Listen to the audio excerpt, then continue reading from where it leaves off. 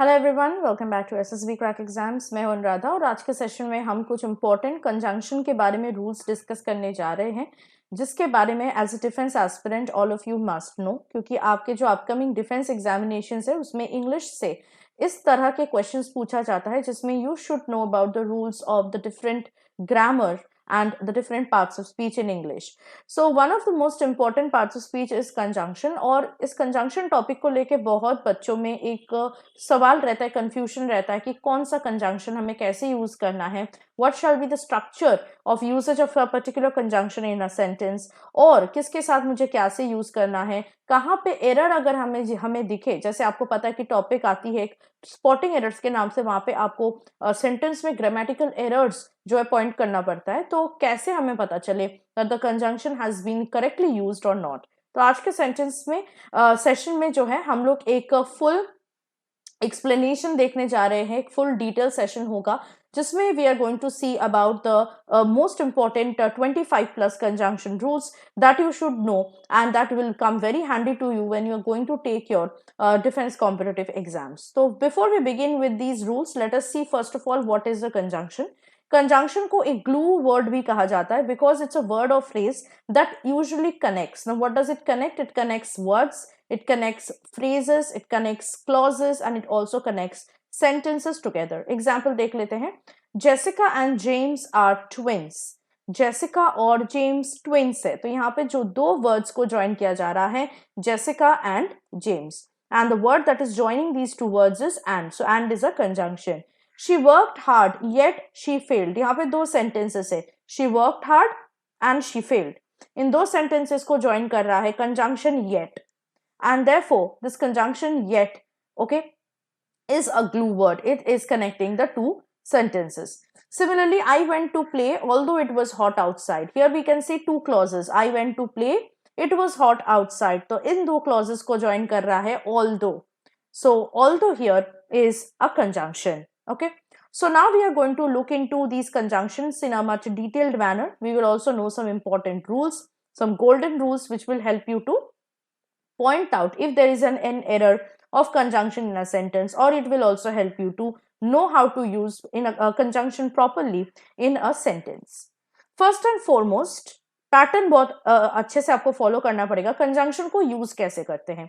Now if it is connecting two subjects, so subject 1 के बाद conjunction आएगा, उसके बाद आएगा subject number 2 and the rest of the sentence will follow. That is verb will come and it will and with the object of the sentence.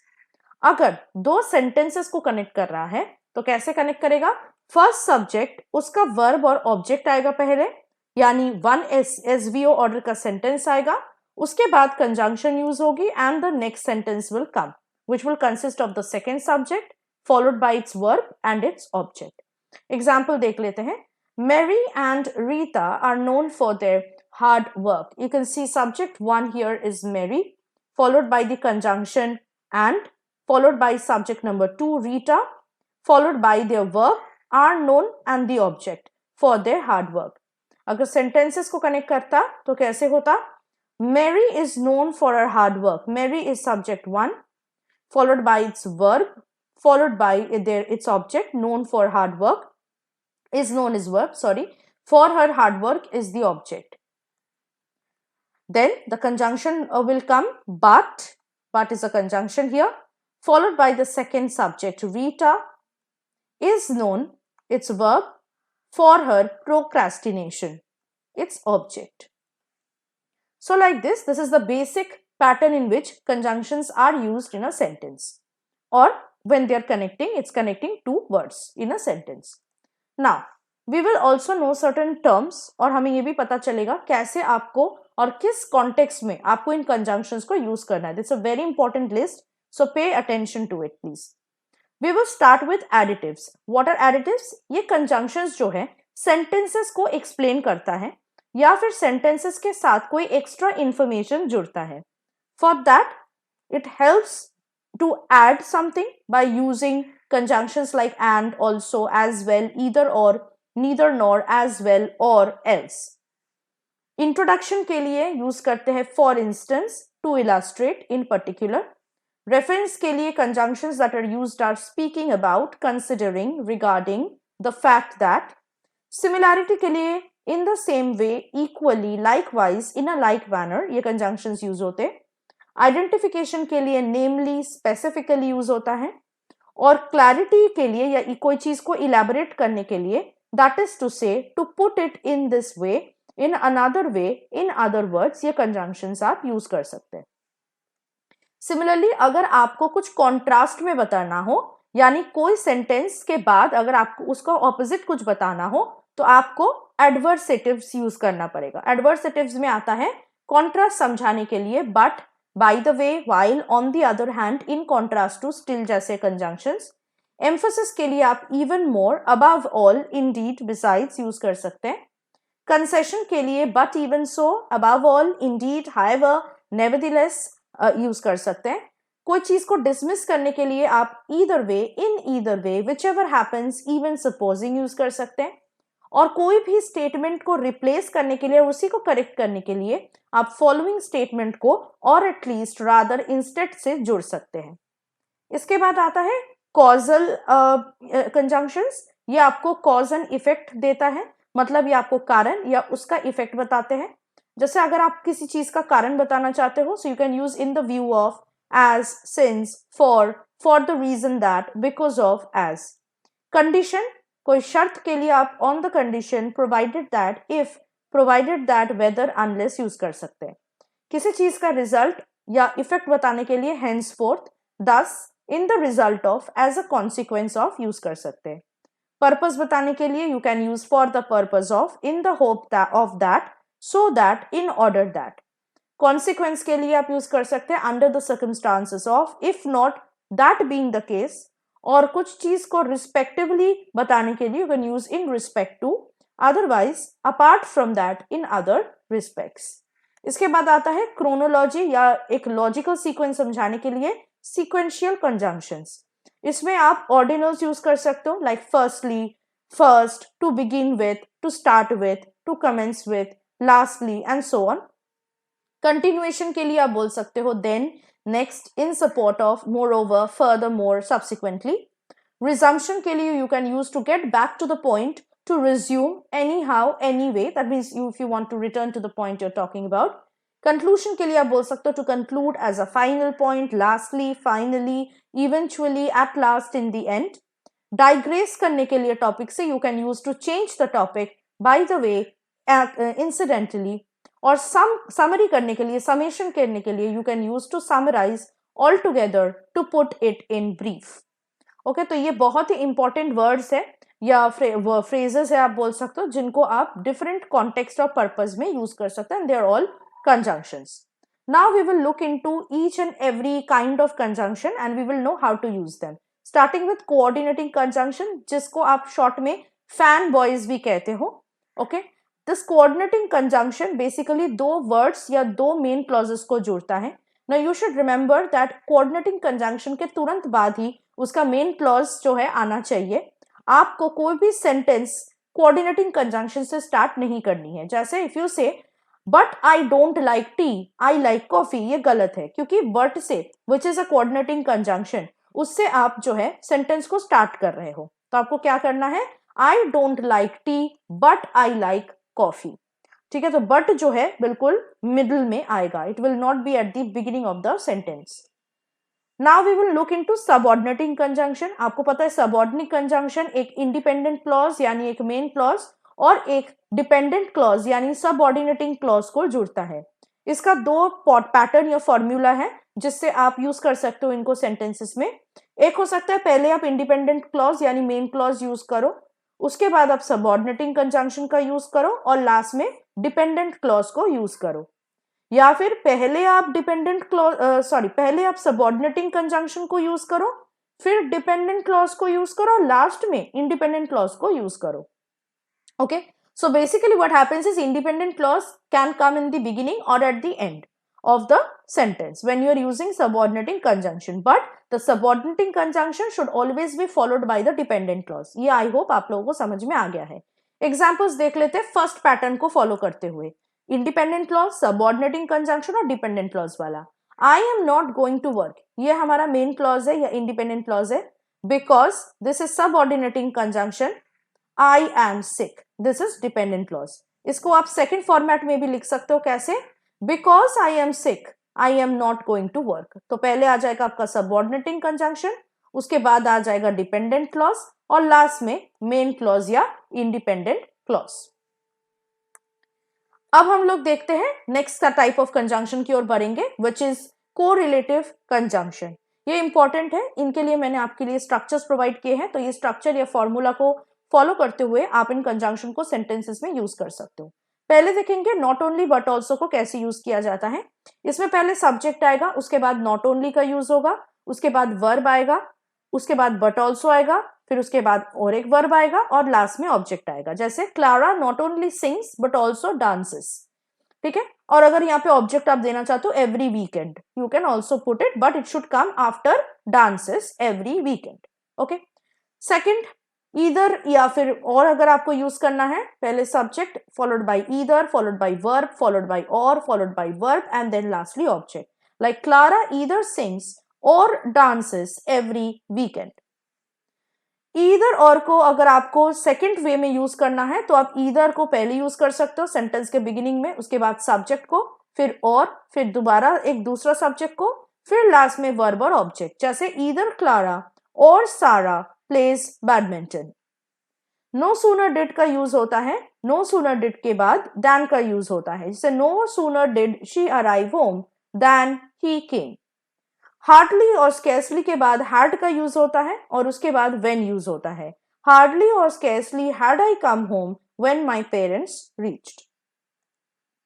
अब हम लोग देखेंगे जब आप ईदर और, neither nor, not only but also, both and, whether और use करोगे, जैसे अभी हमने किया है कोऑर्डिनेटिंग कोरिलेटिव कंजंक्शन की तरफ से, देन आपको एक चीज का ध्यान रखना है, वो है sentence parallelism should be maintained. That means जो पार्ट ऑफ स्पीच या जो वर्ड के साथ ये जुड़ेगा, those word should be in the same part of speech. Like he is not only intelligent but also humorous. Intelligent is an adjective, humorous is also an adjective, but you cannot say he is not only intelligent but he also has a great sense of humor, क्योंकि यहाँ पे has आ जा रहा है, verb आ जा रहा है, but here it is only talking about the adjective which not only is using. तो यहाँ पे दोनों डिफरेंट पार्ट ऑफ स्पीच में चला गया, दैट इज वाई ये हमारा इनकरेक्ट सेंटेंस है। सिमिलरली आपको कहना है he neither reads nor writes English. You cannot say he neither reads nor he wrote English. You cannot say that because दोनों अलग पार्ट ऑफ स्पीच हो जाएगा प्रेजेंट और पास्ट टेंस में। You shall have to either go home or stay here. You cannot say you shall have to either go home or staying here. You cannot say that. Okay? Now, जब आप not only but also use करेंगे sentence में, और जब not only but also दो different number के noun या pronoun को कनेक्ट करेगा, उस केस में आपका जो सेकंड नाउन या प्रोनाउन आएगा, दैट इज द नाउन और pronoun that will come after but also, उसके अकॉर्डिंग ही आपको वर्ब यूज करना है सेंटेंस में। जैसे यू कैन नॉट से not only the students, students is plural, but also the teacher, teacher is singular, were happy to join the summer camp. क्यों? क्योंकि verb जो है वो इस वाले पार्ट को फॉलो करेगा जो बट ऑल्सो के बाद आ रहा है। बट ऑल्सो के बाद हमारे पास सिंगुलर नाउन है टीचर, तो एक्चुअल में क्या हो जाएगा correct sentence, not only the students but also the teacher was happy to join the summer camp. तो इस चीज का ध्यान आपको रखना है, this is a very important rule. Next, since का कैसे कहाँ यूज करें। You know since is also used as an adverb, लेकिन यहाँ पे कहीं कहीं पे ये कंजंक्शन की तरह यूज होता है। तो जब ये कंजंक्शन की तरह यूज होगा तो ये दो चीज के लिए, दो पर्पस के लिए यूज हो सकता है। Number one, it can talk about from and after the time when, कोई टाइम को डिनोट करने के लिए उसके बाद से कुछ हुआ या नहीं हुआ, या फिर ये आपको कंसिडर करने के लिए यूज किया जा सकता है when it is talking about considering some fact. पहले वाले सेंटेंस के एक एग्जाम्पल देख लेते हैं। Many things have happened since I left school. जब से मैंने स्कूल छोड़ा है उसके बाद से बहुत कुछ चीज हुआ है, तो टाइम को डिनोट कर रहा है। सेकंड में देखिए, since you wish it, it shall be done, क्योंकि तुमने चाहा ये हो जाएगा। तो यहाँ पे you are told to consider the fact. Considering the fact that you wish it, it shall be done. ये फैक्ट को कंसिडर किया जा रहा है कि आपको चाहिए, इसीलिए ये होगा। That का यूज होता है as a conjunction in three ways. First of all, ये कोई रीजन या कॉज को इंट्रोड्यूस करता है, जैसे he was annoyed that he was contradicted. वो क्यों annoyed था? क्योंकि उसको बार बार contradict किया गया था. To express a purpose and is equivalent to in order that. कुछ करने के लिए purpose समझाया जाता है. जैसे he kept quiet that the dispute might cease. वो चुप रहा ये सोचकर that उसके चुप रहने से जो झमेला जो झगड़ा हो रहा है वो खत्म हो जाएगा. To express a consequence, a result or effect. किसी चीज की रिजल्ट समझाने के लिए भी आप that यूज कर सकते हैं. जैसे he ran so fast that he hurt his legs. वो इतना जल्दी दौड़ा उससे क्या हुआ? Ultimately what is the result? उसने अपने पैर को हर्ट कर लिया. नाउ वेरी इंपॉर्टेंट रूल, लेस्ट का कहां प्रयोग होता है? लेस्ट एक नेगेटिव पर्पस के लिए यूज किया जाता है और ये एक सेल्फ एक नेगेटिव वर्ड है. इसके साथ आप कभी भी नो नॉट नेवर यूज नहीं कर सकते और लेस्ट के साथ हमेशा शुड का यूज होता है. This is very important, many people miss it, skip हो जाते उनसे. लेस्ट के साथ हमेशा शुड यूज होता है और लेस का मतलब होता है उसने ये किया इस डर से कि कुछ ना हो या इस डर से कि कुछ हो. जैसे he lied lest he should be mock. उसने झूठ बोला इस डर से कि उसको सब लोग मॉक करेगा अगर वो सच बोलता तो, इसीलिए उसने झूठ बोला. So you will write he lied lest he should be mocked. You can not write he lied lest he should not be mocked. ठीक है, नो नॉट का यूज नहीं होगा. I was alarmed lest we should be wrecked. Okay, so you can see lest is followed by should. We are not using no not never here. ठीक है. Next, conjunctions after, before, as soon as, until, जो कि time समझाया जा रहा है. I will phone you after, before, as soon as, until I have arrived here. Present perfect. But you won't say I will phone you after, before, as soon as or until I will arrive here. ठीक है, तो future tense का use नहीं होता इन conjunctions के बाद. Next, as if का कहां यूज होता है? As if actually expresses unreal behaviour of a person and it talks about something imaginary जो एक्चुअल रियलिटी में नहीं है. यूजुअली एज इफ के बाद subject plus verb plus object का यूज होता है अगर उससे पहले सेंटेंस जो यूज हो रहा है वो प्रेजेंट एक्शन को समझा रहा हो यानी प्रेजेंट टेंस में हो. लेकिन अगर उससे पहले जो सेंटेंस यूज किया जा रहा है वो पास्ट में है यानी पास्ट टेंस का यूज हो रहा है तो फिर एज इफ के बाद सब्जेक्ट आएगा, उसके बाद हैड आएगा और उसके बाद past participle plus object use होगा. एग्जाम्पल देख लेते हैं. She loves the baby as if it were her own child. अब देखो ये एक्चुअली में उनका बच्चा नहीं है, उन्होंने उससे प्यार किया जैसा लगे कि वो उनका ही बच्चा है. ठीक है, दिस इज अनरियलिस्टिक.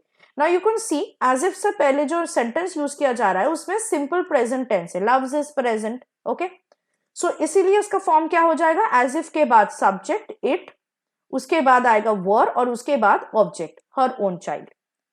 अगर ये पास्ट में होता शी लव्ड द बेबी तो क्या होता? As if it had been her own child होता. सिमिलरली यहाँ पे और देख लीजिए, ही बिहेव्ड पास्ट में है as if he subject followed by had followed by past participle been followed by object allowed.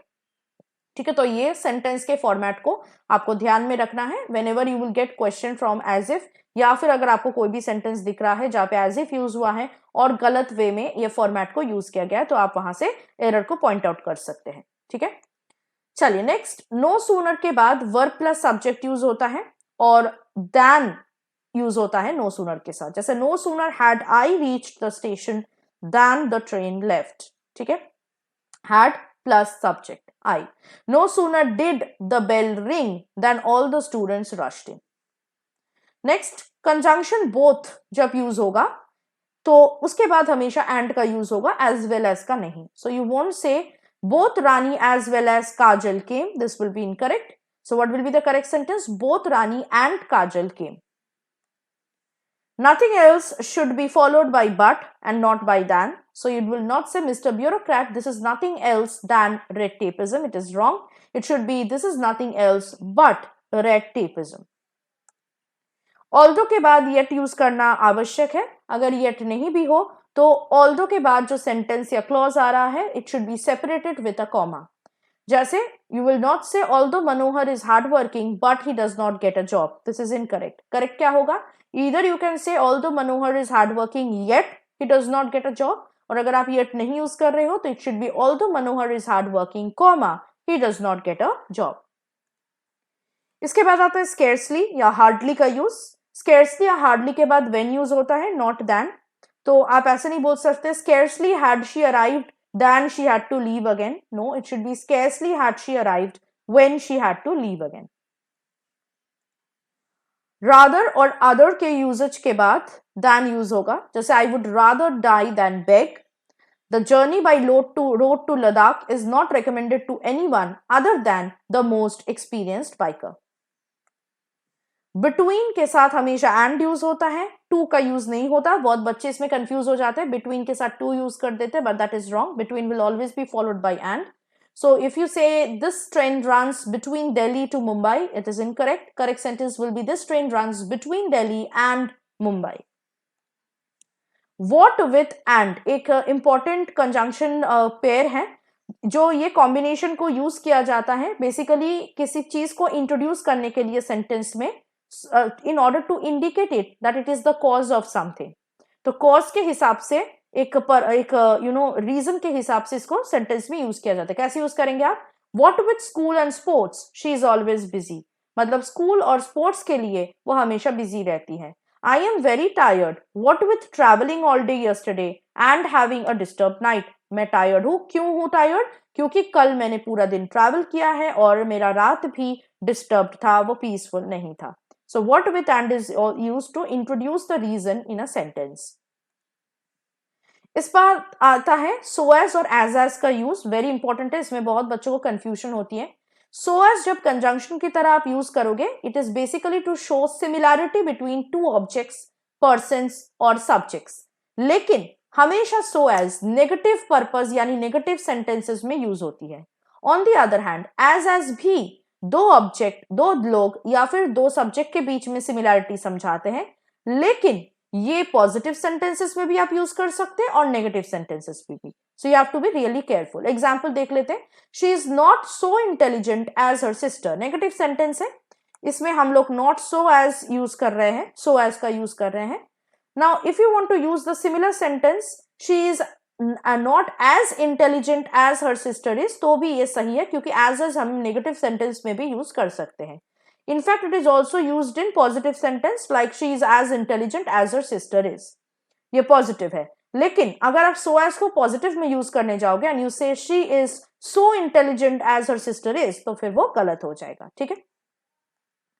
Next, now we are going to see the two pairs such as and such that. इसमें भी confusion होती है and people get confused where to use them. Such as basically category को example देने के लिए use किया जाता है. जैसे food such as pizza and ice cream aren't very good for you.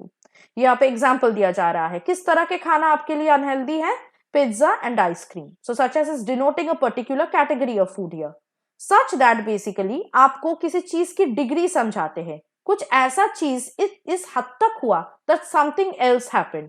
जैसे the teacher looked at the boy in such anger that he began to cry. इतने लेवल के गुस्से से, तो समझिए कितने गुस्से से उन्होंने देखा होगा वो बच्चे की तरफ कि बच्चे रोने लगे. So here a level or a degree of anger is being shown which has made the boy to cry. Okay? इसके बाद आते हैं कोरिलेटिव कंजंक्शन इंडीड बट का यूजेज. नाउ इंडीड बट जो है बेसिकली सेंटेंसेस में दो डिफरेंट आइडियाज को कॉन्ट्रास्ट करने के लिए समझाया जाता है, where basically the second part is contrasting with the first part. So for example, if you say I am indeed happy with my school but it produces famous men, तो इसका कोई मतलब नहीं है क्योंकि मैं अपने स्कूल से खुश हूं और ये बहुत फेमस मेन यहां से पढ़ के गए हैं. कॉन्ट्रास्ट तो नहीं हो रहा है ना. ठीक है, it is talking about good things. But if I say I am indeed happy with my school but it does not produce famous man, मैं अपने स्कूल से खुश हूं लेकिन बहुत फेमस लोग मेरे स्कूल से पढ़ के नहीं गए हैं, तो यहाँ पे कॉन्ट्रास्ट समझाया जाता है. सो in order to show the contrast, indeed but is used in the sentence. Okay, so I hope that the session has been quite useful for you. मैंने यहाँ पे जितना अच्छे से हो सके कंजंक्शन के बारे में क्लियर आइडिया देने की कोशिश की है. बहुत बच्चों को जिस पॉइंट्स पे थोड़ा सा कंफ्यूजन रहता है, आई होप कि इस सेशन के बाद ये कंफ्यूजन भी आपके अंदर नहीं है. Now you can use these conjunctions in a much more clear way and effective manner in the sentence. Also आपके डिफेंस एग्जाम्स में जो स्पॉटिंग एरर के क्वेश्चन आते हैं जिसमें आपको एरर्स पॉइंट आउट करना पड़ता है, अगर आपको कंजंक्शन के रिलेटेड एरर्स भी दिखे तो आप easily I hope point out कर पाएंगे. Now, if you want guidance like this for your upcoming defense examinations, please make sure that you are joining our live classes as well, जिसके batch already start हो चुका है for our upcoming NDA, CDS and AFCAT 1 2024 exam. तो अगर आप ये exams में जा रहे हो तो जरूर हमारे लाइव क्लास बैच को ज्वाइन कर लीजिएगा आज ही. Also, if you're preparing for any other written defense exam, उसके लिए भी courses हमारे ऐप में available है. So download our app today, go to the courses, subscribe them, and while subscribing, use the code warrior10 जिससे आपको 10% का discount courses पे मिल सके. So I'll hope to see you very soon with something more useful and helpful for your upcoming examinations. Till then, stay tuned with us and always stay positive and motivated. जय हिंद. अगर आप एक defence aspirant हैं और SSB interview, NDA, CDS, AFCAT जैसे exams के लिए prepare कर रहे हैं तो आप एसएसबी क्रैक एग्जाम्स के कोर्स को चेक करना ना भूलें. आप हमारी लर्निंग एप्लीकेशन को गूगल प्ले स्टोर से भी डाउनलोड कर सकते हैं.